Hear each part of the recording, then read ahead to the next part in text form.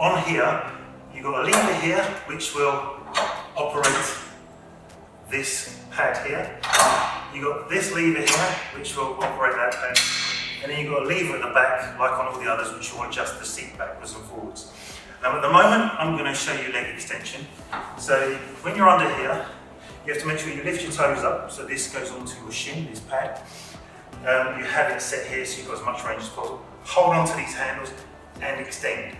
You can do left and rights as well, so you can make sure both legs get the same workout. But you come up, squeeze down, up, squeeze down. This we do in the front of the thighs. When you want to do the back of the legs, pull this lever out, lift it through, make sure this clicks in. You then put your feet on here, and then you clamp it so your knees don't come up too far.